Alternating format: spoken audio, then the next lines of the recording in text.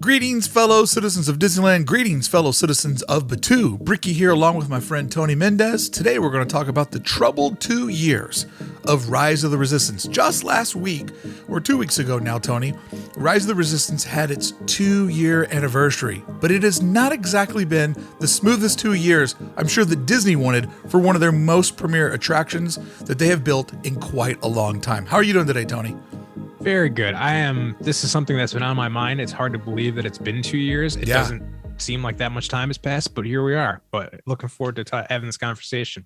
So in 2 years, I did a data dump because I'm very numbers driven. I love numbers. These are the numbers of the 2 troubled years for Rise of the Resistance, okay? It opened December 5th, 2020 at Walt Disney World because Walt Disney World's, the rumor was it was put together properly, that there were some problems with the Disneyland version. I'd heard rumors that the magnetic sensors that help the, Bluetooth, for lack of better terms, electric vehicles cruise around, that they were put in like wrong in the concrete, or that the crew didn't install it right. That was the rumor. That's never really been officially announced by Disney. And, how would people even know this unless they've got a bud that's willing to break the NDA and who's part of the construction team? But the rumor was that the one in Disneyland was put together in an inefficient way. So it actually opened here January 17th, 2020. In its opening, it breaks down often. And we knew this from Walt Disney World because out in Walt Disney World, it was open during the holiday season and it had been breaking down quite often. It goes to show how hard it was to build this attraction because the 2 Galaxy's Edges, both east and west, opened up months and months and months before Rise. And many people would go into these lands and be like, oh, what's this over here? Because they went with the Indiana Jones aesthetic of taking your biggest, gnarliest ride and basically hiding it from the human eye of to where it actually is and to where it exists. So Disneyland closes down on March 13th, 2020. That means that there was 57 days of Rise of the Resistance. And inside of that 57 days, I will refer to that as the Disneyland Lottery. Because the way that you ride Rise of the Resistance in its opening 57 days is you had to be in the Disneyland park. You couldn't be at DCA. You couldn't be in the Esplanade. You had to be inside the gates of the Disneyland park to either A, get a paper ticket, which I've only known one psycho that's worked with, or to get it on your mobile phone. And at 8 a.m., you would see, well, actually at like 7:45, everybody has their phone out and everybody's refreshing. And about 7:55 a.m., there was a quiet that would brush over Main Street like you've never seen before at Disneyland. And then at 8 o'clock and 10 seconds, there's people, yeah, we got it. And immediately you would realize who the day's winners and losers were.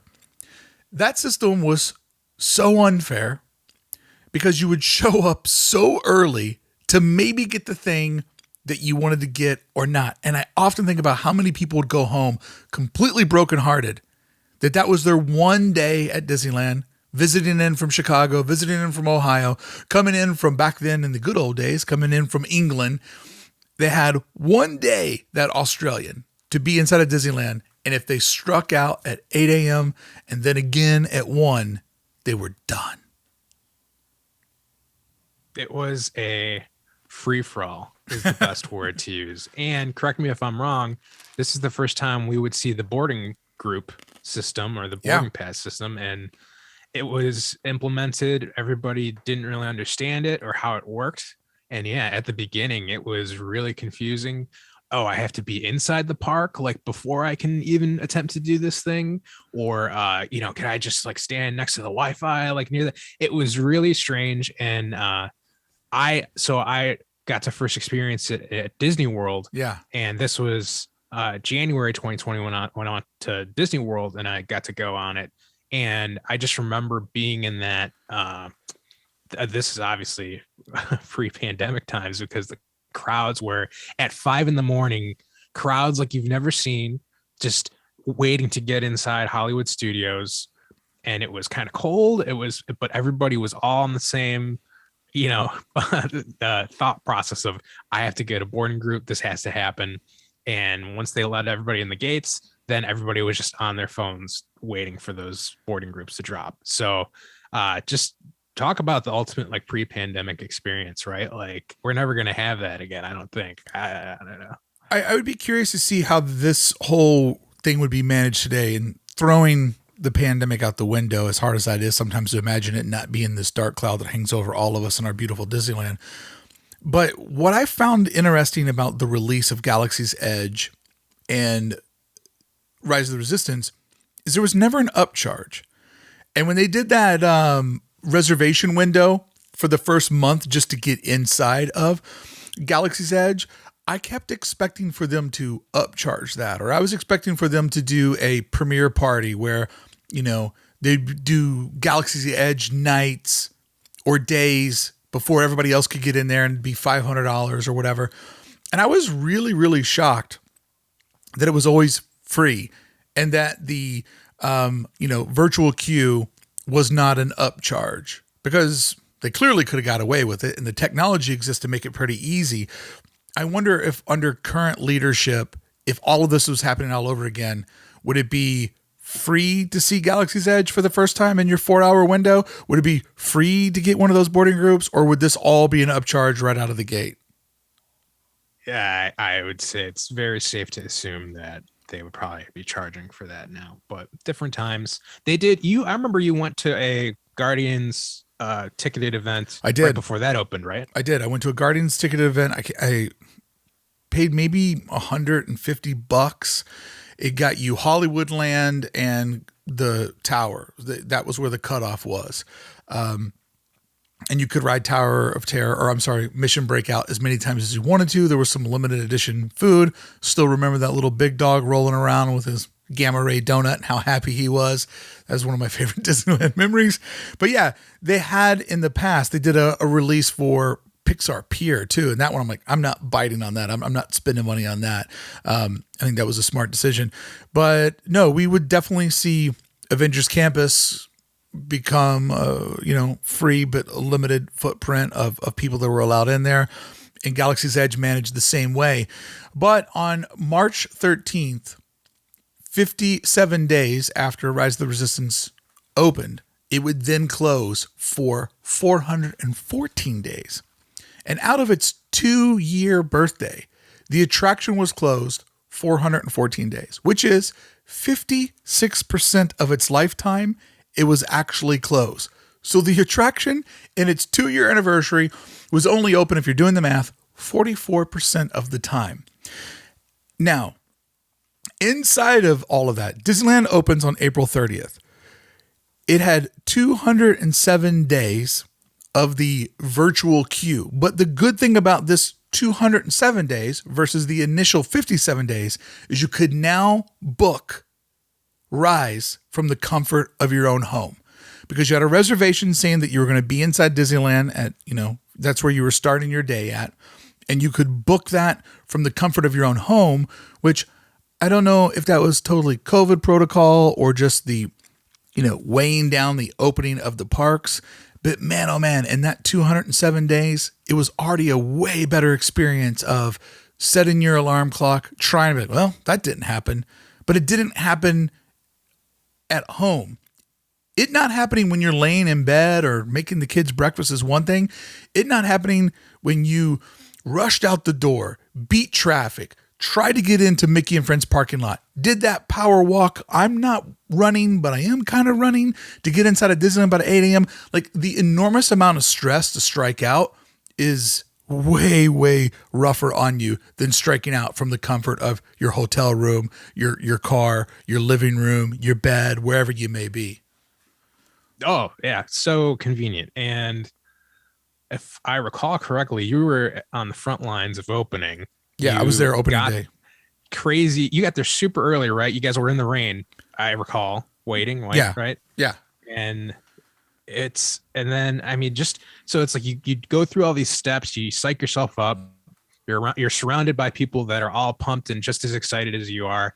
It's cold. It's it's fun and it's exciting, but at the same time, probably one of the most stressful Disney experiences you'll have. I just remember being like an absolute terror, like seeing that button go live and just clicking it and not knowing if you're going to get to go on or not, which is dumb because it's just an attraction. Eventually you'll go on it, but still in the moment you're like, this is the most important thing in my life. So yes, having that ability, from the comfort of your home in your bed or wherever you're like, oh, I didn't get it. Then I don't have to worry about rushing over there or doing this. I can try again later on. It's such a better system. It really is. It takes a lot of stress out. And I always thought about it for the people that came in from out of town. And more importantly, for the parents that came in from out of town. Everybody knows, even me, Mr. I have no kids. Everybody knows that the key to children is managing expectations. And I always felt so bad for the family from Ohio where Star Wars was like the family's identity and a thing that they love together. And mom and dad put up money to bring the kids out to Disneyland or Disney World. And they're only going to be there one day. And all they want to do is ride Rise and pull down and, within microseconds, sorry, it's done, which kind of means that I think that once you go to that page, it already predetermined whether you were in or you were out, because how quickly it would sell out just means that there had to be some sort of back end mathematics going on. But I always felt about that person, like I try to really not always see the park from the perspective of I'm incredibly blessed to go there once a week, every week, sometimes more than that. So that part was pretty rough, but on November 22nd, it would change again after 207 days of virtual queue, book it wherever you need to be. On November 22nd, it would become a regular ride for 17 days. You could just show up, stand in line, whatever that line was, that's how you got in. One line, one way. It was glorious, glorious, glorious, glorious. And then it would change again on December 8th when it would become a part of the Lightning Lane. And then it would have two entrances, a standby time, and then the Lightning Lane where you pay $20 and you essentially go right in to the first pre-show, which leads me to my next question, Tony. Mm-hmm. When do you think the ride starts? I think it starts the moment you jump into the queue. As soon as you walk into that first cavern, I think that's when it starts. Now, your mileage may vary depending on how big a Star Wars nerd you are. But I think seeing all of the equipment and just that stuff, it's that storytelling, it's that building towards the actual ride itself. But I think the moment you jump in the queue is when the ride starts. Now, a lot of people would argue that it doesn't start until you get on that ship. But I don't know. I feel like the theming and everything, it's probably one of the best queues ever designed by Imagineering because it doesn't feel like a slog. Although I haven't really had to wait like you recently did in like an hour plus line. But yeah, I think it starts the moment you jump in line. How about you, Mark? I would say as someone who's rode it now somewhere in the ballpark of 10 to 20 times, to me, it starts when you get briefed by Rey and BB-8 and Poe. I think that is when the Disney magic, the Star Wars magic becomes real, really clever using that one-way mirror with a LED TV behind it. Those TVs are super powerful. They have 100% true blacks. So you have that mirror that is reflecting the corner. So you can't tell that the mirror's in there at all. And when Rey comes through, the Star Wars blue hologram, it is such a great way to set up the story. The BB-8 animatronic is fun. The various different TV screens and modules in there. To me, that's when I start to feel the excitement. And as somebody that's done it so many times now, and I've realized every time I'm doing it with people that have done it for the first time, whether I'm there with friends, family, or just looking at, the citizens of Disneyland around me, I feel like that's the moment when you can see people starting to get the rush. And because it's such a great ride and you don't know what's going to happen next, that area where you go from Rey to get onto the transport, they push you through there at such a fast pace that's when the storytelling, I think, really, really begins. Because it's like, come on, you got to get in here. You got to get in here. And that's when that first bit of light role playing begins. So to me, that's when it starts. Yeah, that's fair. I think too, a lot of this attraction is on the shoulders of the cast members, Yeah. depending on who you get. You know, you can have a really rowdy cast member that'll interrogate you on the Star Destroyer, and it's a lot of fun. I've had it the other way where they're quiet and they're just working, Going through and the that's motions. cool. Yeah. Yeah, Yeah. yeah. And so you're not, I think that's the other thing that keeps it fresh is that you're never really getting the same experience twice. It's always slightly different. Or if you've gone on it enough times, you know there's a mode and a B mode, and clearly like, oh, Kylo Ren's down. All right, so we're in B mode or whatever. But yeah, that's that ride is so immersive, so great. I love it. Let's talk about the B mode for a second, since you brought it up. I was going to talk about that later, but since we're here, let's get into it. I don't think a lot of people quite understand that they were smart enough to know that the magic trick of Kylo, going after you and doing the force pull, and then, there's an explosion and part of the ceiling falls down, and that wind blows at you. So once again, this attraction is hitting you at all these different senses. When that doesn't work properly, you get slid over to a video board where Kylo is, in a spacecraft, TIE fighter. Yeah, in his TIE fighter, and he's going to chase you off. So the storyline still works that you're going to evac and he's going to try to chase you off.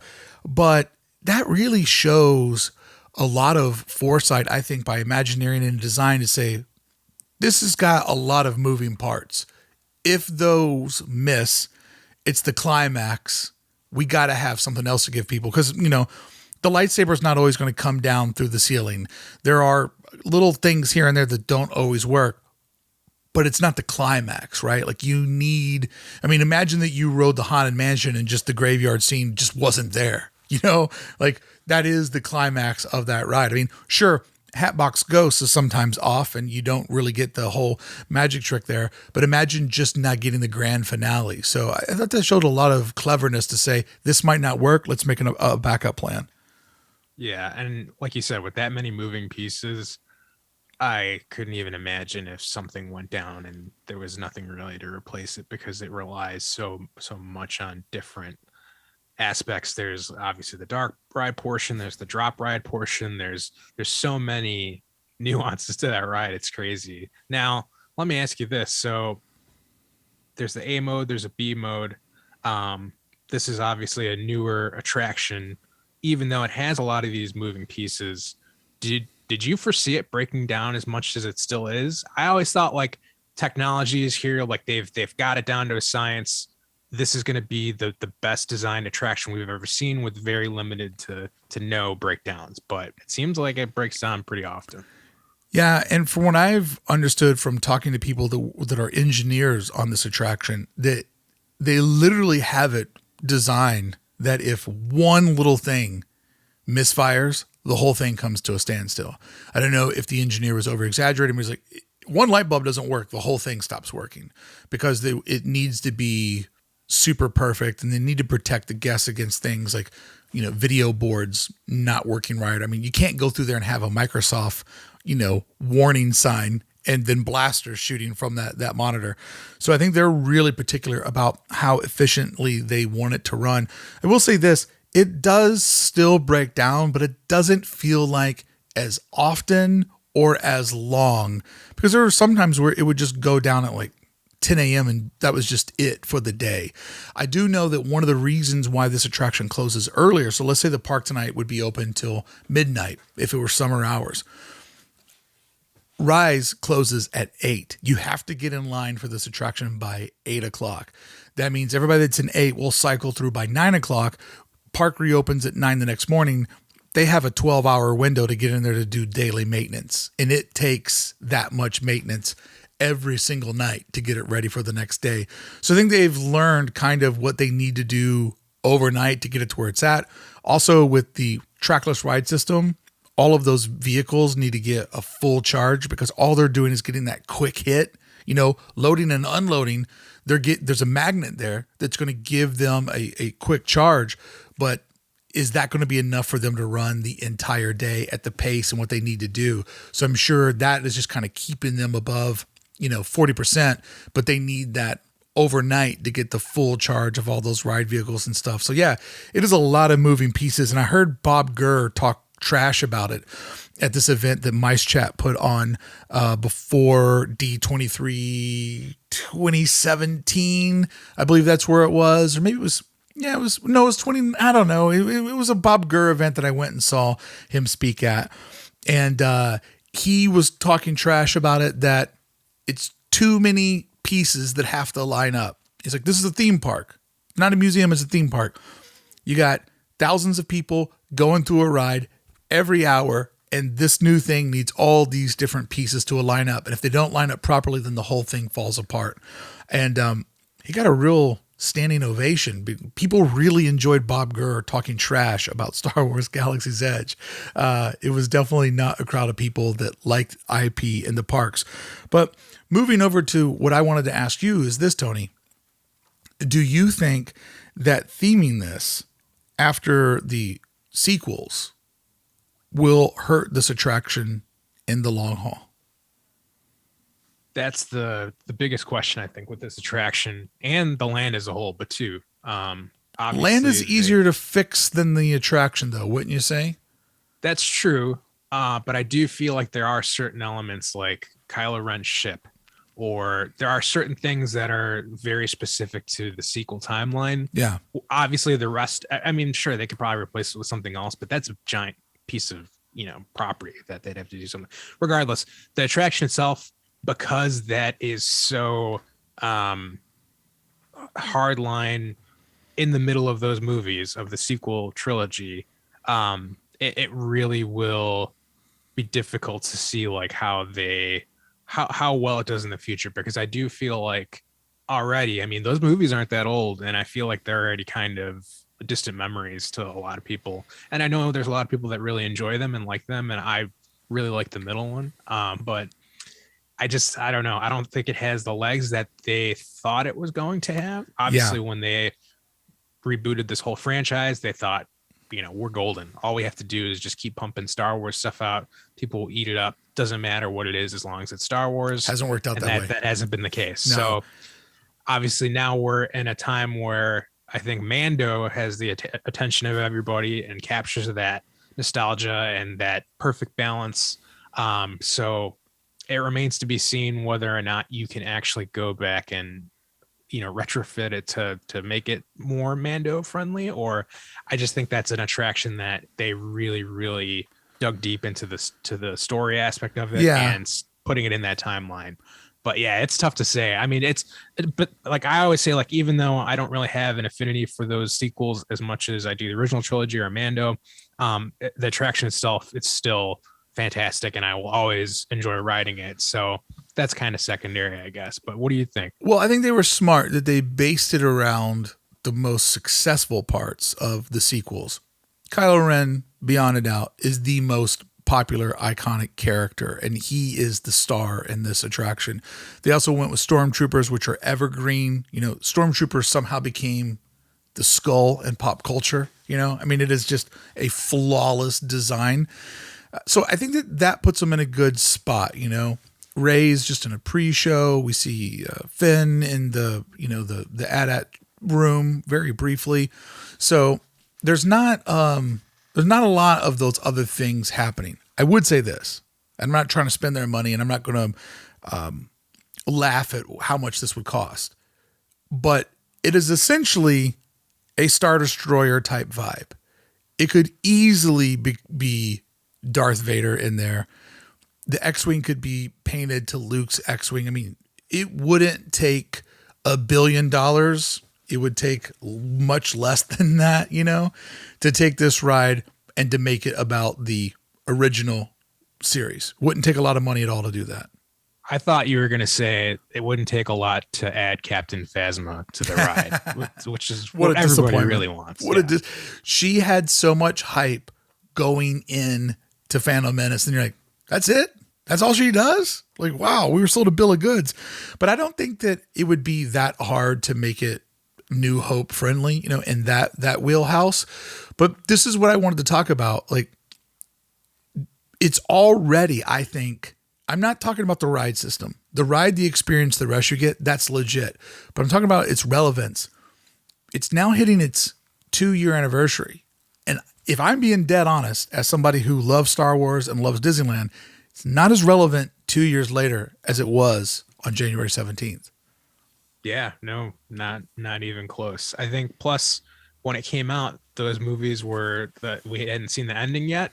So there was still this hopeful, all right, hopefully the end will still stick the landing. Right. It's going to be awesome. So now that we know how it ends and where those characters shook out and went on their own separate ways, it's kind of like, okay, yeah, I don't know, man. I really just want it to be Mando or original trilogy, I think. Well, original trilogy is interesting because that's still relevant and people still love that. And that's from the 70s, early 80s. So you have a 40-year love affair for that product. That product is evergreen. So it's very interesting that they gambled on that part of it. It's almost like I would love to talk to Disney and be like, hey, you bought Star Wars, right? Like you own all of it, because they constantly act like they're Bottleneck Gallery or Gallery 88. And they're like, well, we don't want to step on the toes. I'm like, no, you own it. When you build the hotel, you can make it look like Star Wars because, brother, you own Star Wars. So it's interesting that it's that way. But I want to do this exercise with you and everybody at home. So we're at the 2-year anniversary of Rise, okay? In your mind's eye, think about 2030. When it turns 10, how relevant do you think that storyline will be then? And now let's go a little bit further to 2055. Disneyland is turning 100 this year, and Rise will be 35 years old. Indiana Jones right now is 27 years old. How relevant does Indy feel to you? How relevant will Rise feel when the park hits 100? Just a little exercise. So just kind of think about where we'll be at. Will these movies hold up? Will they have the integrity? And now one last thing to drop on you, Tony. Star Wars, the original films, are older than 35 years. And they haven't tarnished at all. They still hold true to everybody because it was the birth of something big. Your thoughts now that I've given you these timelines? That is a great thing to think about. And as I'm processing it, I think the monkey wrench he threw in was Indiana Jones. Now, Indiana Jones, I don't know if you recall this, but there was a 4th movie and it was really bad. It was really, really, really bad. But the good news is the original Indiana Jones trilogy, still fantastic, still excellent, still lives well in the minds of everybody, even, parents that are showing it to their kids can enjoy it. So it didn't tarnish the franchise enough to where, okay, I can look back on these things and still enjoy them. Just like Star Wars, where you had the prequels, which I flat out hated, and I'd seen all 3 of them in the theaters. We're to the point, we're at that point in history where people are kind of looking back on the prequels as with rose tinted glasses going like, they weren't that bad. They had some good things about them. People have kind of turned around on them, but back when they came out, they were the worst thing ever. And people hated their guts, and they hated George Lucas and all that stuff. So I do feel like because it's tethered into a franchise, right? Star Wars, Indiana Jones, these things will always be evergreen because of how they were created and how they, transform people's lives. So they have that aspect to it. Now, because again, to our point of this attraction is tethered to the sequel trilogy, to the new stuff, we're already starting to see that sort of wane of, people are kind of over it. I don't think it's going to be relevant. And when you go that far out, I'm just like, that's basically Roger Rabbit ride in Toontown, right? Right. That's how relevant that storyline, those characters are going to be, because I don't think people really care anymore. So that's the ride. Again, the ride itself will always be top notch, but to your point of the longevity, because of how hardwired it is in that storyline, I think that's going to hurt it in the long run. Yeah, I think that you brought up a great point building off of mine. Imagine if Indiana Jones, we were all riding around in refrigerators trying to avoid the bomb that's going to drop on us. That'd be entirely different than being on the Jeep going on I'd those be trying to adventures. avoid Shia LaBeouf, Mark. So I just thought that was an interesting sort of exercise to think about. It's been debated, did Disney bet on the wrong part of the franchise? Did they go about Galaxy's Edge, sort of focusing on the wrong part of the brand? To me, Galaxy's Edge is extremely successful because it's so beautiful and it's so well constructed, but the storyline part of it hasn't really come to life yet. And it feels a lot like where we're at in this chapter of Disney's history of they don't seem to commit anymore. They come up with good ideas. They pitch you and they wow you at D23, but then the follow through is a little bit lacking, even though they have the talent in Imagineering and in their construction teams and their artistry to go all the way. There's like this, they don't go full stop anymore. So it's kind of interesting to just kind of ponder where this will be at, because the ride itself is really, really fun. It's a true adventure. And I'll still go by what I said on opening day. This is our generation's turn to see the theme park industry level up. It must have been what people felt like when they got off of Pirates of the Caribbean and, at the end of the 60s. Whoa, what can they do now? And it is definitely a leveling up of this is the tiki room for that moment in time. Like, it is taking the game and elevating it. And to some degree, it makes things like Web Slingers not seem that exciting at all. And I mean, you can't compare E's to D ticket attractions, C level attractions, but they went so far with this one. It's like, well, when's the next time we'll see this level of creativity and theme park exploration? Is it Wakanda attraction that will hopefully round out, the tiny Avengers campus?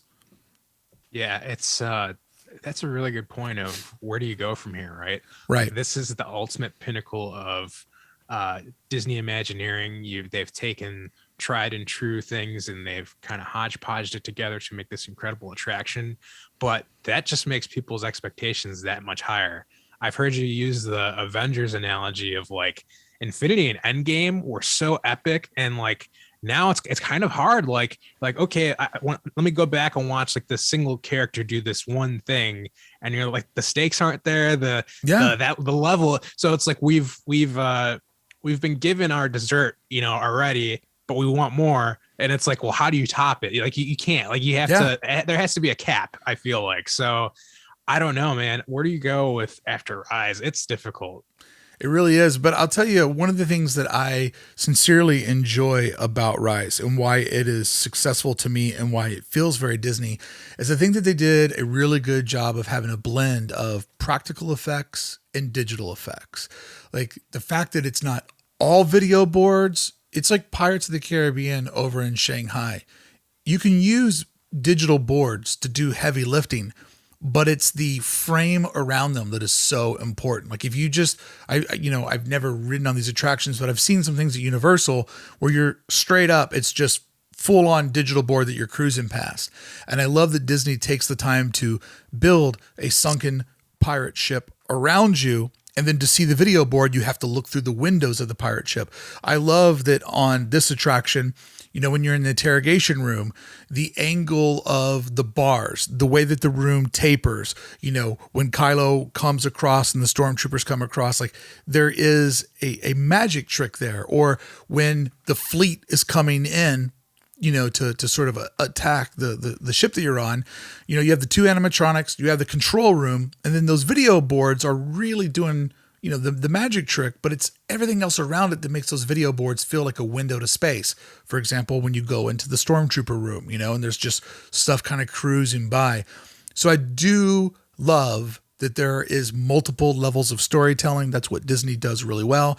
And it's the blend of old technology and new technology that make the blaster shot scenes, I think, really, really fun, that they didn't just go one way, like the old school way, and it like feels kind of hokey for the 2020s, but they also didn't go full on, well, this is like a VR experience, or I got to wear goggles, or I got to wear, 3D glasses. Like I love that I don't have to put anything on my human other than a face mask to go in there and enjoy it. Yeah, it's It's the kind of attraction where you can go on it multiple times. I remember it wasn't until like my third ride through where I saw like Finn under the AT-ATs, where I was like, oh, I didn't even know Finn was over there. That's Yeah. cool. Yeah. Just little things like that. Or when you get to the elevator where you go up and you can see inside the AT-AT, stuff like that. That really, really good storytelling, really, really good design overall. Let me ask you though. So again, because I'm just hardcore Disney nerd, there are things that I can be negative. I have a inclination to be a little bit of a negative Nancy sometimes, but I've told you in the past that maybe the TIE fighter could have been a little bit bigger in that hangar, or maybe we could have gotten full size AT-ATs. What is the thing in that attraction that you kind of critique a little bit? Well, I was going to ask you, let me rephrase this because my thing is this. Do you think they use the floor plan as efficiently as possible? Because one of my complaints with Indiana Jones is there's a couple of long hallways that we have to go down that they try to do their best. You rip through the room of the skeletons and you go through where the spears are coming at you. But essentially, those long rooms are to get you back in a direction where you can go back into a more complicated scene. They're about navigation. So if you were to ask me what my least favorite part of Rise is, I'm going to kind of cheat a little bit and say that I don't feel like the floor plan was efficiently used, because there's a couple of times where we're just kind of like scooting and there's not really a lot happening around us. As far as complaining about an attraction, that's a pretty good complaint, that like, we're just kind of cruising around and we're not seeing a lot. But I also was able to see, is it Tollbridge is Scott's last name, the main designer of the attraction? Yeah. Mm-hmm. Yeah. I think so. I saw him speak and he showed us this graphic where they put heart monitors on people and they essentially track, does the attraction build in anticipation? And so he had a video that he was showing us of each scene and how each scene is designed to, make you excited. Then the next one brings you down. The next one makes you more excited than the first, and then it brings you down.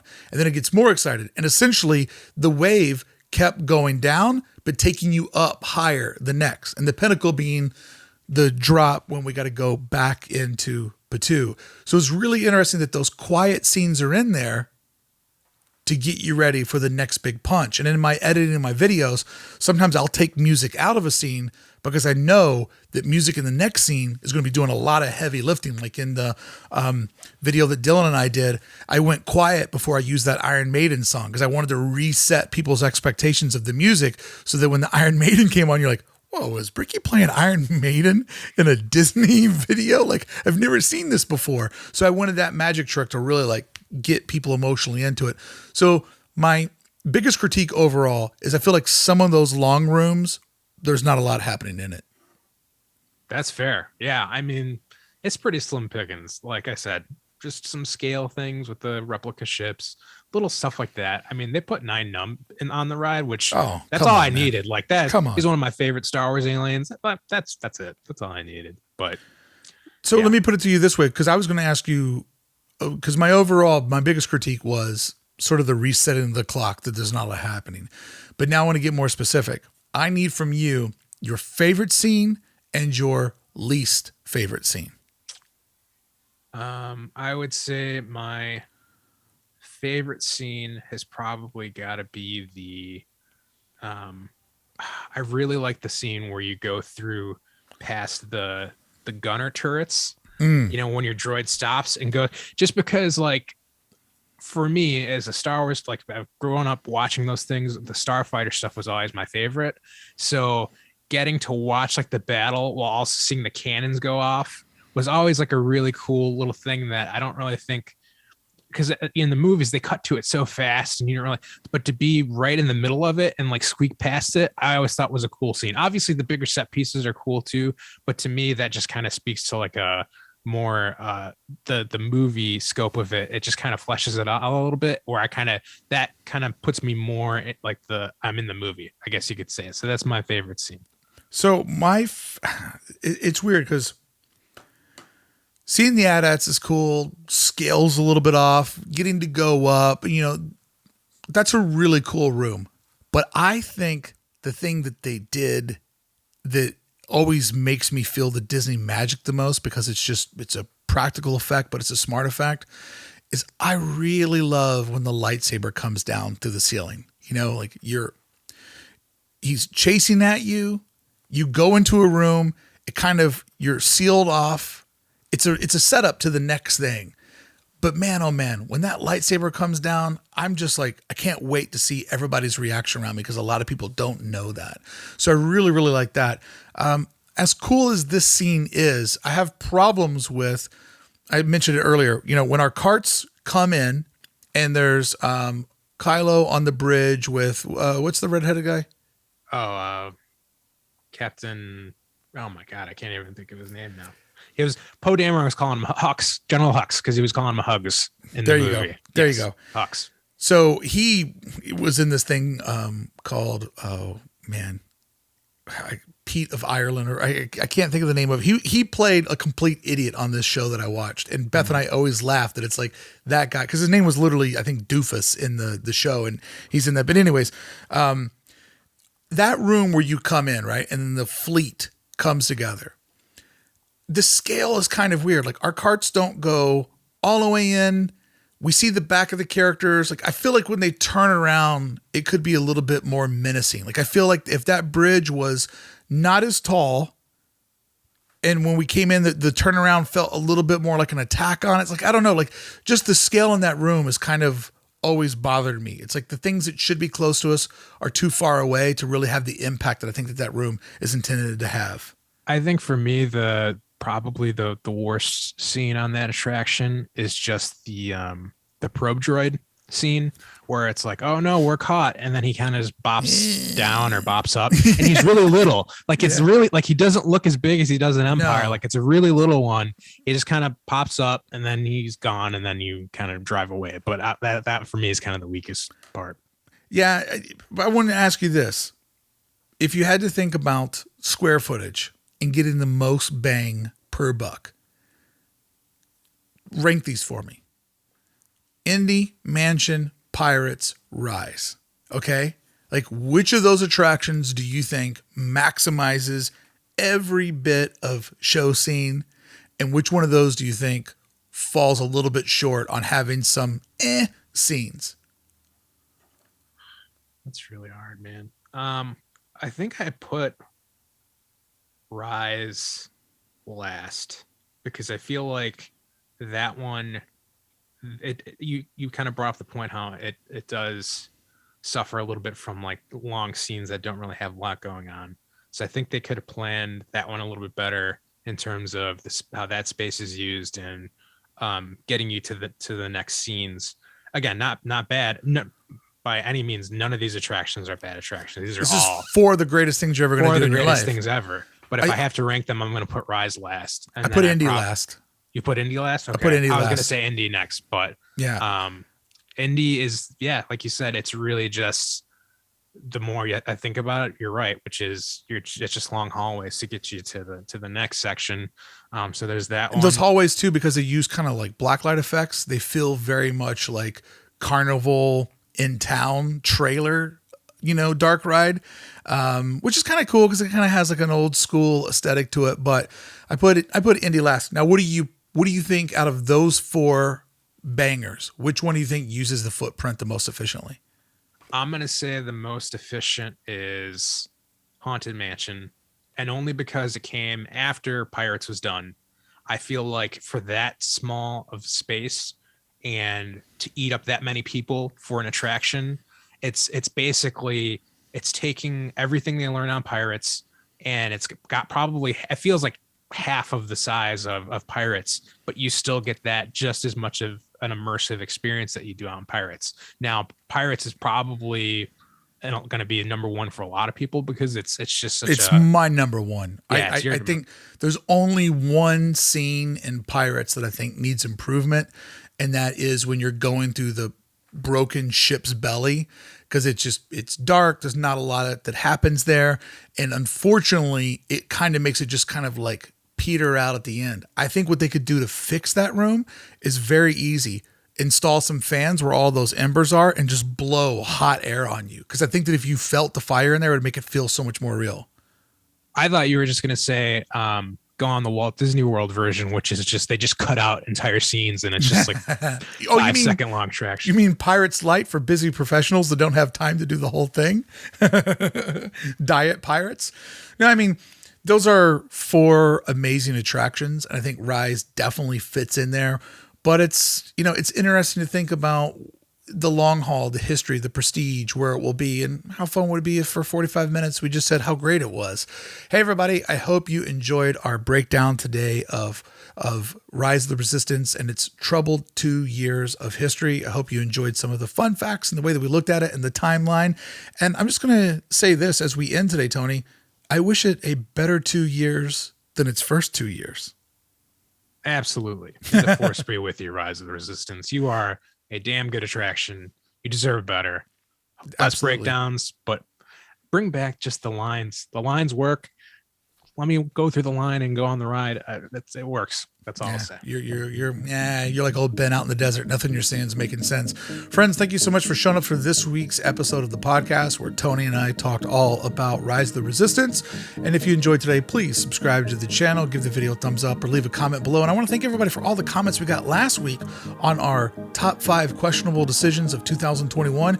It was really interesting to see how many of you had your own ideas or sort of expanded on the ideas that we brought up. It was, for going someplace negative, it was a really great comment board, a really great discussion that happened in there. And I was really grateful to know that there's so many people that are watching and listening along that have really smart and bright things to say. Other than the one person that said, stop overthinking things. And to that person, I want to say, overthinking things is my job. If I don't overthink things, I got nothing to talk about, brother. Hey, friends, if you want to hear part 2 of today's podcast, consider joining club1313.com, our online community that makes all of this content possible. Our Discord is always popping when the news is dropping, and I'm not only a member, I'm the president. Head over to club1313.com where you can hear right now part 2 of today's podcast, where Tony and I are going to go around so many current events. Sound fun, Tony? Sounds great. Can't wait. We'll see you again next week. Tony, thank you so much. Welcome. Until next time. May the force be with you. May the force be with you. And friends, if you want to go back to the opening day of Rise of the Resistance, I would encourage you to click on this video right here that I just put over Tony's face, where you can see my very first ride on Rise of the Resistance on January 17th when it opened up back in oh so innocent 2020.